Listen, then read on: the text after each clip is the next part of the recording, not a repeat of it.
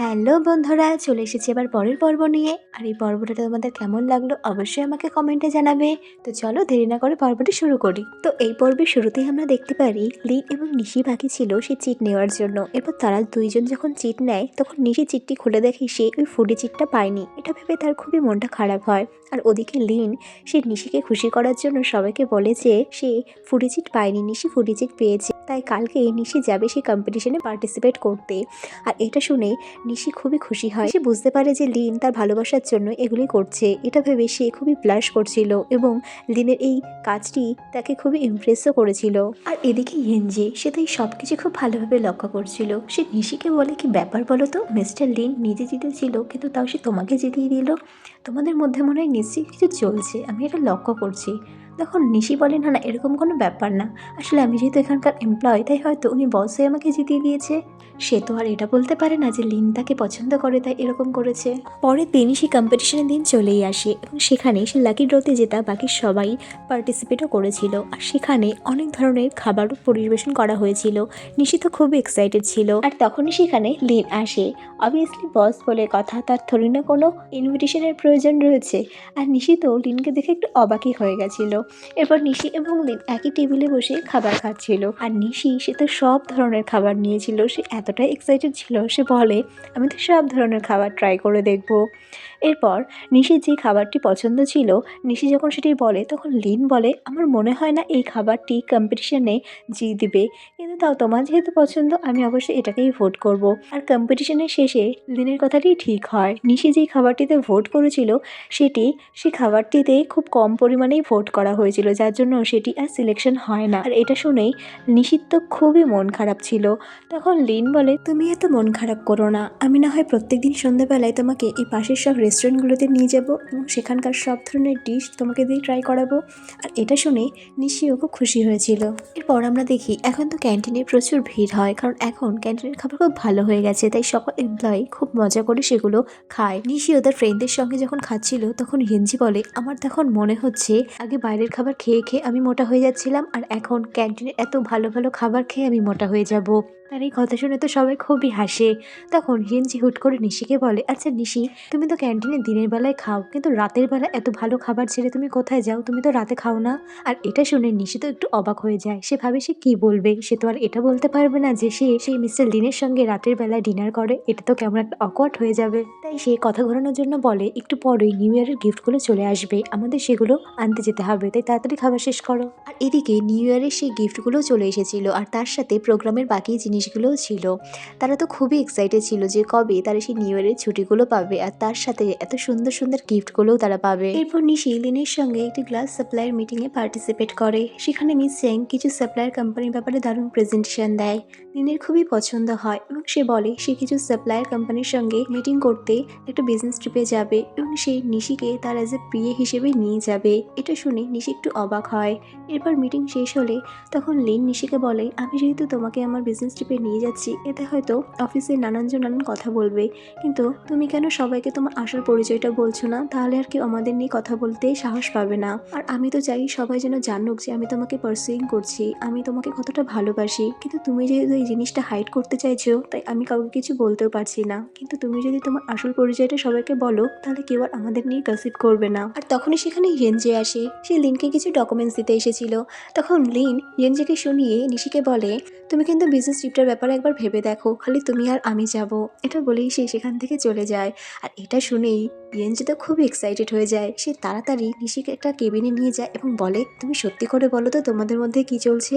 তুমি আর mister Lin দুজনে একটা বিজনেস ট্রিপেও যাচ্ছ। তুমি এবার প্লিজ মিথ্যা বলো না যে মিস্টার লিন তোমাকে পার্সিউ করছে না।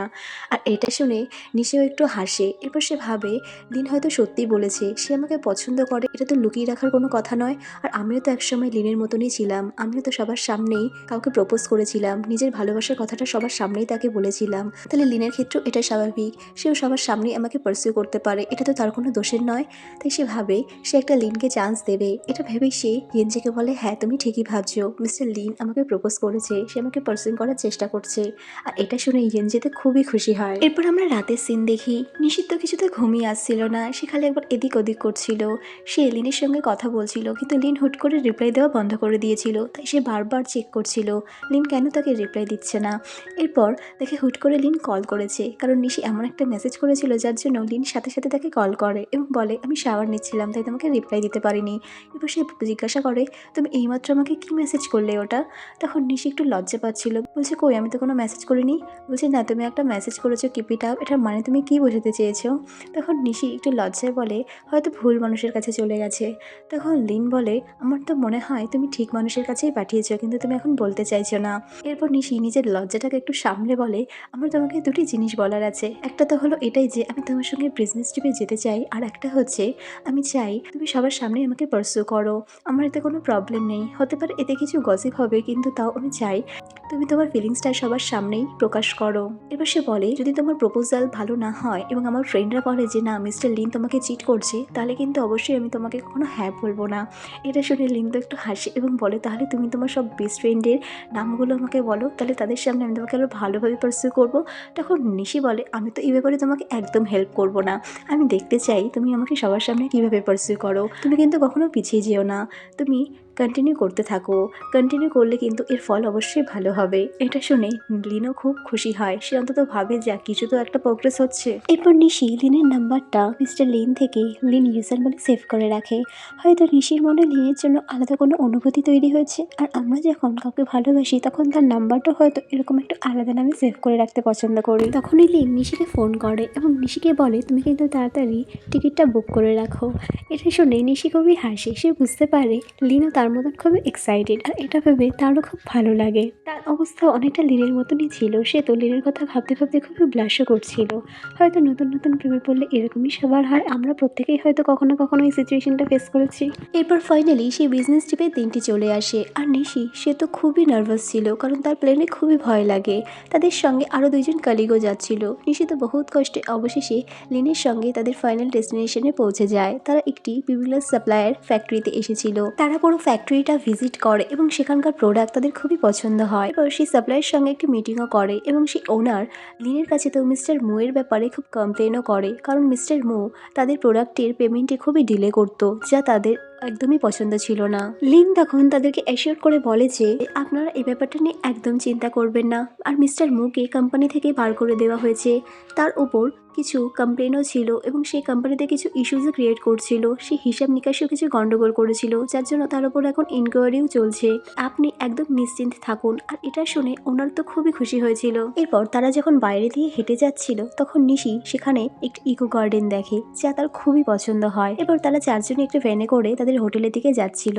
নিশি তখন তার দুজন কলিগদের জিজ্ঞাসা করে, আচ্ছা তোমরা উইচেট ডাউনলোড করেছো, যেটি একটি অ্যাপ ছিল যা 2012 সালে নতুন লঞ্চ হয়েছিল। তখন তার কলিগরা বলে, হ্যাঁ আমরা তো করেছি, তুমি করোনি? আর লিনও তখন বলে, আমিও তো করেছি। আর এটা শুনে নিশি বলে, তুমি অলরেডি করে ফেলেছো, ওই আমাকে তো একবার ওই অ্যাপটির কথা বলোনি। তখন লিন বলে, ও সরি আমি একেবারে ভুলেই গেছিলাম তোমাকে ওই অ্যাপটার ব্যাপারে বলতে। তখন নিশি বলে, ইটস ওকে, আমি হোটেলে গিয়ে ওয়াইফাই কানেক্ট করে অ্যাপটা ডাউনলোড করে নেব। আর তাদের এরকম কথা শুনে দুইজন কলিগের কান তো পুরো খাড়া হয়ে যায়। তারা ভাবে এরা এরকম কাপলের মতন কেন কথা বলছে, মনে হচ্ছে কোনো গার্লফ্রেন্ড বয়ফ্রেন্ড কথা বলছে। তাদের মনে তো এদের নিয়ে একটা ডাউট তৈরি হয়ে যায়। এরপর তারা হোটেলে পৌঁছায়। সেখানে তারা দুটো রুম বুক করেছিল, একটা ছেলেদের জন্য আর একটা মেয়েদের জন্য। আর দুটি রুমের সঙ্গে দুটি ফ্রি স্পা ভাউচারও তারা পেয়েছিল। তখন মিস চেক নিশিকে বলে, ছেলেরা ম্যাক্সিমাম টাইমে স্পা পছন্দ করে না, তাই তুমি একবার ওদেরকে জিজ্ঞাসা করো না, যদি ওরা কেউ স্পাটা না করায় তাহলে আমরা সেই ভাউচারটা নিয়ে তুমি আর আমি মিলে স্পা করাতে যাব, কারণ ভাউচারটা শুধু শুধু নলে নষ্ট হবে। এখন নিশিও লিনকে মেসেজে জিজ্ঞাসা করে সেই স্পায়ের ভাউচারটা কি করবে, তারা কি যাবে, যদি না যায় তাহলে আমি আর মিস চেং যাব। লিন তখন তার রুমমেটকে জিজ্ঞাসা করে, তুমি কি স্পা করাতে যাবে? তার রুমমেট তো যেতেই চাইছিল না, সে বলে না আমি যেতে চাই না। তখন লিন একটু চালাকি করে বলে, এই ভাউচারটা ওয়েস্ট হতে দিও না, তুমি চলে যাও। আর এদিকে নিশিকে তো মেসেজে জানায়, আমার রুমমেট তো স্পা করানোর জন্য মরেই যাচ্ছে, সে তো খুব ইন্টারেস্টেড এটা নিয়ে। আর এটা শুনে নিশি বলে, ঠিক আছে তাহলে ওরাই যাক, আর আমার কাছে যেহেতু কোনো ভাউচার নেই, তাহলে এক কাজ করি, তুমি আর আমি মিলে চলো একটু মার্কেট থেকে ঘুরে আসি, কিছু কেনাকাটাও করব। আর লিন এটা শুনে তো খুবই খুশি হয়, কারণ সে তো এটাই চাইছিল। নিশি তখন মিস চেংকে বলে, তুমি আর মিস্টার ওয়াং চলে যাও স্পা করাতে, আমার কিছু কেনাকাটার রয়েছে, তাই আমি একটু মার্কেটে যাব। এরপর আমরা লিন এবং নিশিকে দেখি, তারা তো দুইজন এমনভাবে ড্রেস আপ করেছিল যেন একজন আরেকজনকে ইমপ্রেস করতে চায় এবং তারা কোনো ডেটে যাচ্ছে, আর তারা দুইজনই খুবই ব্লাশ করছিল, আর এই সিনটা ছিল খুবই মজার। এরপর তারা দুজন সেখানকার একটি মার্কেটে যায় এবং সেখানে একটি ফোনের শপেও যায়, কারণ নিশির ফোনের কিছু প্রবলেম হয়েছিল, তাই তার একটা নতুন ফোনের প্রয়োজন ছিল। আর এদিকে সেই দোকানে সেলস গার্ল নিশি এবং লিনকে দেখে তো একটা কাপল ভাবে, তাই সে নিশিকে বলে, তোমার বয়ফ্রেন্ডের হাতে যেরকম ফোন রয়েছে সেরকম সেম ফোন আমাদের কাছেও রয়েছে, তাও আবার পিঙ্ক কালারের, তুমি এটা নিতে পারো, তোমাদের দুজনে একটা পুরো ম্যাচ হয়ে যাবে। আর এটা শুনে নিশি একটু লজ্জা পায়। এবার সে ওই ফোনটাই নেয়, কিন্তু লিনের সামনে বলে যে আমি এটা মোটেও কালারের জন্য নিচ্ছি না, আমার কাছে এই ফোনটা ভালো লেগেছে আর এটা স্টোরেজও অনেক রয়েছে, তার জন্য এটা নিচ্ছি। আর এগুলো শুনে লিন কিছু বলে না, সে খালি হাসতে থাকে। তখন সেই সেলস গার্লটি নিশিকে বলে, যেহেতু তোমার পুরনো ফোনটি এই ব্র্যান্ডেরই, তাই তুমি তোমার সকল ডিটেলস, কন্ট্যাক্ট, ফটোস ট্রান্সফার করতে পারবে এই নতুন ফোনে। তখন নিশি বলে, তুমি খালি আমাকে আমার কন্ট্যাক্টটাই ট্রান্সফার করিয়ে দাও, বাকি আদার্স আর কিছু ট্রান্সফার করাতে হবে না। সে যেন তার পুরনো সমস্ত তিক্ত স্মৃতিগুলো তার পুরনো ফোনেই সীমাবদ্ধ রাখতে চায়, আর এটার মাধ্যমে সে তার নতুন জীবনে এই তিক্ত স্মৃতিগুলো যেন আর মনেই করতে চায় না। আর এই সমস্ত কিছুই লিন খুব ভালোভাবেই লক্ষ্য করছিল। সে বুঝতে পারে যে নিশি সে তার পুরনো সমস্ত তিক্ত স্মৃতিগুলো ভুলতে চাইছে, আর এটা ভেবে সে নিজেও খুব খুশি হয়। এরপর নিশি তার ফোনে সমস্ত সেটিংস ঠিক করে উইচেট ডাউনলোড করলে সে দেখে লিন তাকে ফ্রেন্ড রিকোয়েস্ট পাঠিয়েছে, আর এটা দেখে সে খুবই অবাক হয়। তখন লিন তাকে বলে, তুমি নতুন ফোন কিনেছো আর আমি চেয়েছিলাম এই ফোনের সবার ফার্স্টে আমি তোমার ফ্রেন্ড হই, তার জন্য সবার আগে আমি তোমাকে ফ্রেন্ড রিকোয়েস্ট পাঠিয়েছি। আর এটা দেখে নিশিরও খুব ভালো লাগে, সে সাথে সাথে তার ফ্রেন্ড রিকোয়েস্ট অ্যাকসেপ্টও করে নেয়। এরপর তারা তাদের হোটেলে ফিরে যায়। নিশি হোটেলে গিয়ে মিস চেনের জন্য আনা একটি ডিশ তাকে দেয় এবং বলে, এটি আমি তোমার জন্য নিয়ে এসেছি, মিস্টার লিনের তো এটা খুবই পছন্দ হয়েছে, আশা করি তোমারও খুব ভালো লাগবে। সে লিনের কথাটি বলতে চায়নি যে সে আর লিন একসাথে ছিল, কিন্তু সে এটা ভুল করে বলে ফেলে। আর ওদিকে মিস চেং তার কথা শুনে বলে, যদিও আমি জানি না যে তোমাদের মধ্যে কী সম্পর্ক রয়েছে, কিন্তু যে কেউই তোমাদের দেখলে বলে দেবে যে তোমরা দুইজন এখন রিলেশনশিপে রয়েছো। তখন মিস চেং নিশিকে বলে, আমি তোমাকে কিছু কথা বলতে চাই, যদিও এগুলো বলা ঠিক হবে কিনা জানি না, কিন্তু তাও আমি তোমার ভালো চাই, তার জন্য আমি মনে করি এই কথাগুলো তোমাকে বলা খুব ইম্পর্টেন্ট। আমার মনে হয় এখন থেকে তোমাকে একটু পজিশনে চলাফেরা করা উচিত, কারণ তুমি এখন যে সিচুয়েশনটাতে রয়েছো আমিও অনেক আগে এরকমই একটা সিচুয়েশন ফেস করেছি। আমি যে কোম্পানিতে আগে কাজ করতাম সেখানে খুবই নিষ্ঠার সঙ্গে আমি কাজ করতাম, আমার কোনো বাজে রেকর্ড ছিল না, কিন্তু কিছু মানুষ ছিল সেখানে যাদের আমার এই সাফল্য তারা সহ্য করতে পারেনি, তাই তারা আমাকে বদনাম করতে চেয়েছিল এবং আমার নামে বিভিন্ন স্ক্যান্ডালও অফিসে ছড়িয়ে দিয়েছিল, যার ফলে আমাকে প্রচুর হিউমিলেটও ফেস করতে হয়েছে। আর আমি চাই না তোমার লাইফেও এরকম কিছু হোক। মিস চেংয়ের কথা শুনে নিষিদ্ধ তার পুরনো কলেজের কথা মনে পড়ে যায়, কারণ ক্যাম্পাসে তাকেও এরকম অনেক হিউমিলেট ফিল করতে হয়েছে, যদিও সে কোনো দোষও করেনি। এজন্য সে মিস চেংয়ের কথাগুলো খুব ভালোভাবেই বুঝতে পারছিল, যখন কেউ কাউকে হিউমিলেট করে এবং সে যখন নিজেকে এক্সপ্লেন করতে না পারে তখন যে কষ্টটা হয় সেটা নিশি খুব ভালোভাবেই ফিল করতে পারছিল। তাই সে মিস চেংকে বলে, তুমি এগুলো নিয়ে একদম ভেবো না, আর অফিসে কোনো রুলসও নেই যে এখানে ডেট করা যাবে না, আর কোম্পানিতে এরকম রুলস হওয়া উচিত নয় যে কোনো এমপ্লয়ের পার্সোনাল ম্যাটার নিয়ে, তার লাভ লাইফ নিয়ে কেউ কাউকে হিউমিলেট করবে। তার এই কথা শুনে মিস চেং তখন বলে, তুমি তো এখানে নতুন নতুন এসেছো, কিন্তু এমন কথা বলছো যেন তুমি আমার বস।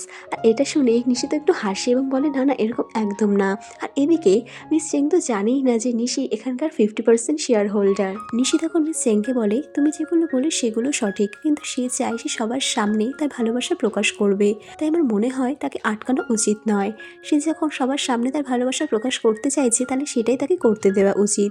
এবার সে তো তার মনের অনেক কথাই মিস চেংয়ের সামনে বলে ফেলে। এরপর তার হুট করে খেয়ালে আসে সেগুলো কি বলে ফেললো, আর সে আর লিন তো এখনো কোনো রিলেশনে নেই, লিন তো তাকে এখনো পার্সিউ করার চেষ্টা করছে, তাহলে সে কি করে এগুলো বলে ফেললো।